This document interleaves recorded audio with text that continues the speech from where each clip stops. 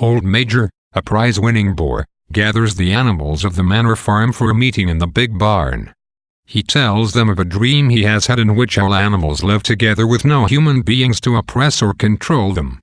He tells the animals that they must work towards such a paradise and teaches them a song called Beasts of England, in which his dream vision is lyrically described.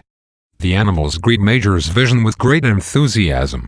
When he dies only 3 nights after the meeting, 3 younger pigs, Snowball, Napoleon, and Squealer, formulate his main principles into a philosophy called animalism. Late one night, the animals manage to defeat the farmer Mr. Jones in a battle, running him off the land. They rename the property Animal Farm and dedicate themselves to achieving Major's dream. The cart horse Boxer devotes himself to the cause with particular zeal, committing his great strength to the prosperity of the farm and adopting as a personal maxim the affirmation, "I will work harder." At first, Animal Farm prospers.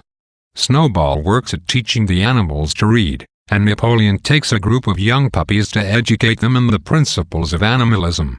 When Mr. Jones reappears to take back his farm, the animals defeat him again, in what comes to be known as the Battle of the Coast, and take the farmer's abandoned gun as a token of their victory.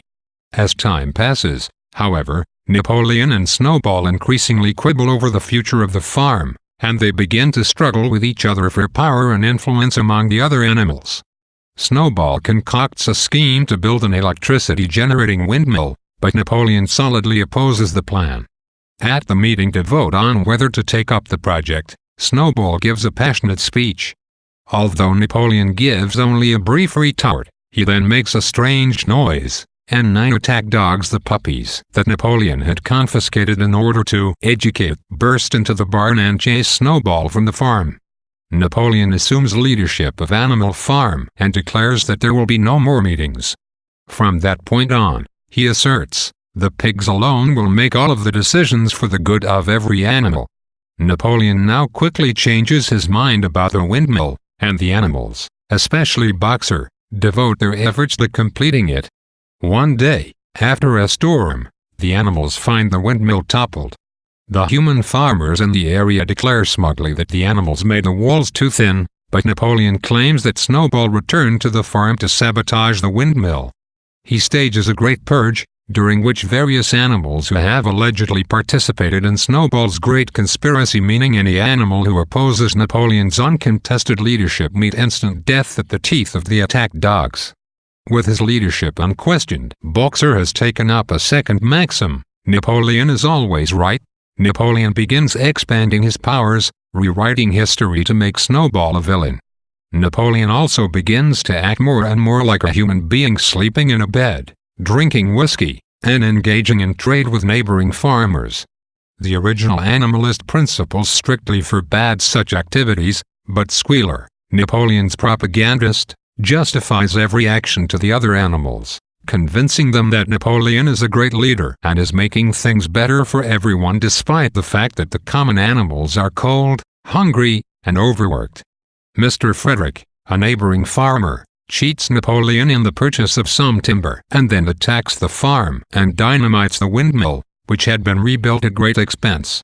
After the demolition of the windmill, a pitched battle ensues, during which Boxer receives major wounds.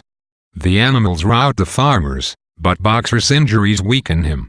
When he later falls while working on a windmill, he senses that his time has nearly come. One day, Boxer is nowhere to be found. According to Squealer, Boxer has died in peace after having been taken to the hospital, praising the rebellion with his last breath. In actuality, Napoleon has sold his most loyal and long-suffering worker to a glue-maker in order to get money for whiskey. Years pass on Animal Farm, and the pigs become more and more like human beings, walking upright, carrying whips, and wearing clothes. Eventually, the 7 principles of animalism, known as the 7 Commandments and inscribed on the side of the barn, become reduced to a single principle reading, all animals are equal, but some animals are more equal than others.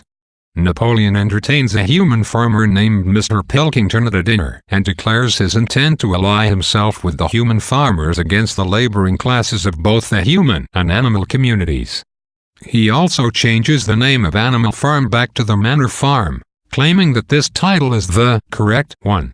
Looking in at the party of elites through the farmhouse window, the common animals can no longer tell which are the pigs and which are the human beings.